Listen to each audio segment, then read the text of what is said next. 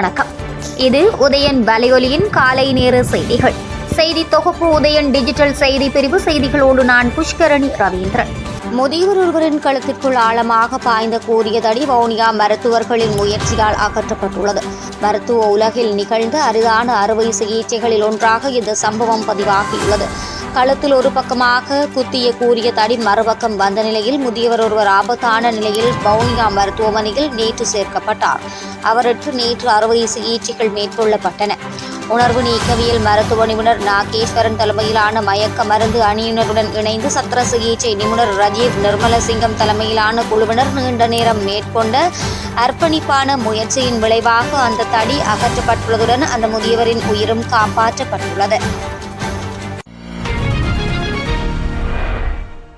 2024 ஆண்டு டிசம்பர் மாதம் 26ஆம் தேதி இலங்கையில் பல்லாயிரம் பேரை காவு வாங்கிய சுனாமி பேரவலம் நிகழ்ந்து இன்றுடன் 20 ஆண்டுகள் நிறைவடைகின்றன. இதை முன்னிட்டு நாடெங்கிலும் நினைவேந்தல் நிகழ்வுகளுக்கு ஏற்பாடு செய்யப்பட்டுள்ளன. இலங்கையின் 14 கரையோர மாவட்டங்களைச் சேர்ந்த மக்கள் சுனாமி பேரவலத்தால் பேரிழப்புகளை சந்தித்தனர்.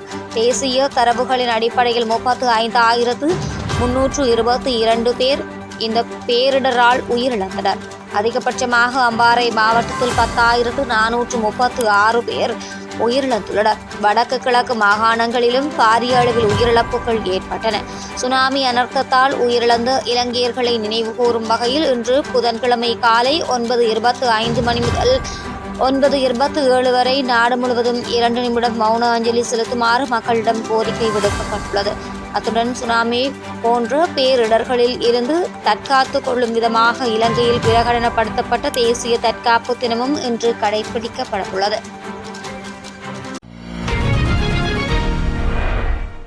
சுன்னாகம் போலீஸ் பிரிவிற்கு உட்பட்ட இணுவில் பகுதியில் குடும்பம் ஒன்றின் மீது கொலைவெறி தாக்குதல் நடத்தப்பட்டுள்ளது. இருவர் படுகாயமடைந்த நிலையில் அவர்கள் யாழ்ப்பாணம் போதனா மருத்துவமனையில் சேர்க்கப்பட்டுள்ளனர். ஆலயம் தொடர்பான விவகாரத்தில் ஏற்கனவே இருந்த முரண்பாடே இந்த தாக்குதலுக்கு காரணம் என்று சொல்லப்படுகிறது. நபரொருவரும் அவருடைய மகனும் இணைந்தே பாதிக்கப்பட்ட குடும்பத்தின் மீது தாக்குதல் நடத்தியுள்ளதாக போலீசில் முறைப்பாடு செய்யப்பட்டுள்ளது. தாக்குதலில் காயமடைந்த குடும்பத் தலைவர் ஒருவரும் வயோதிப பெண்ணும் யாழ்ப்பாணம் போதனா மருத்துவமனையில் சேர்க்கப்பட்டுள்ளனர். அத்துடன் 3 மாதங்களுக்கு முன்னர் அறுவை சிகிச்சையின் மூலம் குழந்தை பெற்றுக்கொண்ட பெண்ணின் மீதும் தாக்குதல் நடத்தப்பட்டுள்ளதாகவும் போலீஸ் முறைப்பாட்டில் தெரிவிக்கப்பட்டுள்ளது. சுன்னாகம் போலீசார் மேலதிக விசாரணைகளை மேற்கொண்டு வருகின்றனர். கிளிநொச்சி மாவட்டத்தின் ஒருங்கிணைப்பு குழு கூட்டம் கிளிநொச்சி மாவட்ட செயலகத்தில் இன்று இடம்பெறவுள்ளது. தேசிய மக்கள் சக்தியின் அரசாங்கம் ஆட்சிக்கு வந்த பின்னர் கிளிநொச்சி மாவட்டத்தில் இடம்பெறும் முதலாவது ஒருங்கிணைப்பு குழு கூட்டம் இது என்பதால் இந்த கூட்டம் தொடர்பில் பெரிய அளவில் எதிர்பார்ப்புகள் ஏற்பட்டுள்ளமை குறிப்பிடத்தக்கது. முன்னாள் ஜனாதிபதி மகிந்த ராஜபக்ஷவிற்குரிய இராணுவ பாதுகாப்பு நீக்கப்பட்டமை தொடர்பில் நீதிமன்றத்தை நாடுவதற்குரிய ஏற்பாடுகளை ஸ்ரீலங்கா பொதுஜன பெரமுனவினர் மேற்கொண்டு வருகின்றனர். பொதுஜன பெரமுன கட்சியின் தேசிய நிறைவேற்று குழு உறுப்பினரான சட்டத்தரணி ரவீந்திர ஜெயசிங்க இது தொடர்பில் மேலும் தெரிவித்ததாவது: முன்னாள் ஜனாதிபதிகளுக்குரிய போலீஸ் பாதுகாப்பு நீக்கப்பட்டிருந்தால் தேவையின் நிமித்தம் என எண்ணியிருக்கலாம். ஆனால் பொருளாதார காரணங்களின் அடிப்படையில் முப்படையினர் நீக்கப்பட்டுள்ளமை ஏற்க முடியாது என்றார். யாழ்ப்பாண நகர் பகுதியில் உள்ள நகைக்கடை ஒன்றில் கோடி ரூபாய் பெறுமதியான பணம் மற்றும் நகைகள் என்பன திருடப்பட்டுள்ளன. நகைக்கடையை உடைத்து 30 பவுன் நகைகள் மற்றும் 40 லட்சம் ரூபாய் பணம் என்பன இவ்வாறு திருடப்பட்டுள்ளன. யாழ்ப்பாண போலீசாரிடம் இது தொடர்பில் முறைப்பாடு வழங்கப்பட்டுள்ள நிலையில் போலீசார் மேலதிக விசாரணைகளை முன்னெடுத்து வருகின்றனர். யாழ்ப்பாணம் புங்குடுதீவு பாடசாலைக்கு அருகிலுள்ள பகுதிகளிலும் பட்டை காடுகளிலும் பல்வேறு குற்றச் செயல்கள் அதிகரித்துள்ளன என்று பொதுமக்கள் குற்றம் சாட்டியுள்ளனர். கசிப்பு காய்ச்சுதல், திருடிய மாடுகளை சட்டவிரோதமாக இறைச்சியாக்குதல் உள்ளிட்ட குற்றச் செயல்கள் சடுதியாக அதிகரித்த போதிலும் போலீசாரிடம் அது தொடர்பில் முறைப்பாடுகள் வழங்கிய போதிலும் எந்தவொரு நடவடிக்கைகளும் மேற்கொள்ளப்படவில்லை என்றும் பொதுமக்கள் தெரிவித்துள்ளனர். சம்பவம் தொடர்பில் போலீசாருக்கு அறிவிக்கப்பட்டாலும் நீண்ட நேரத்தின் பின்னரே போலீசார் வருகின்றனர். சில வேளைகளில் வருவதே இல்லை. எனவே இந்த குற்றச் செயல்களுக்கு போலீசாருக்கும் தொடர்புண்டா என்று எண்ண வேண்டியுள்ளது என்றும் பொதுமக்கள் மேலும் தெரிவித்துள்ளனர்.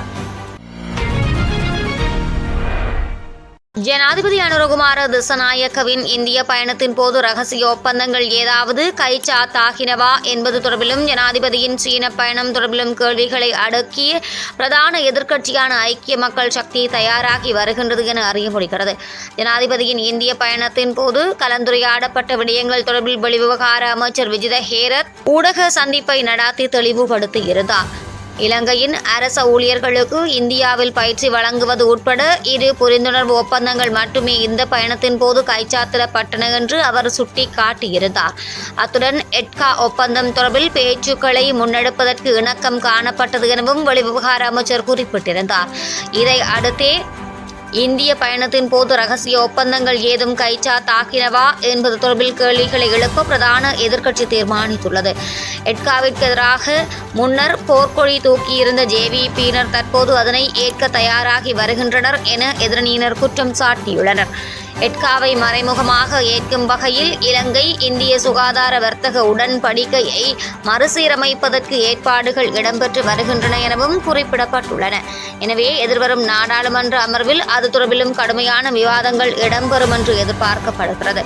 நாடாளுமன்ற நிலையில் கட்டளை சட்டத்தின் கீழ் அவர் இது பற்றி கேள்வி எழுப்பக்கூடும். அவ்வாறில்லாவிட்டால் சபை ஒத்திவைப்பு வேளை பிரேரணைகள் முன்வைக்கப்படக்கூடும். நாடாளுமன்ற நடவடிக்கைகள் தொடர்பான குழு கூட்டத்தில் இது தொடர்பில் இறுதி முடிவு எடுக்கப்படும். அத்துடன் ஜனவரி முற்பகுதியில் ஜனாதிபதி சீனாவிற்கு செல்கிறார். அது தொடர்பாகவும் எதிர்க்கட்சிகள் வினவக்கூடும் என்று தெரிய வருகிறது. இத்துடன் உதயன் வலையொலியின் காலை நேர செய்திகள் நிறைவடைகின்றன. தொடர்ந்து இரவு நேர பிரதான செய்திகளோடு இணைந்திருக்கலாம். வணக்கம்.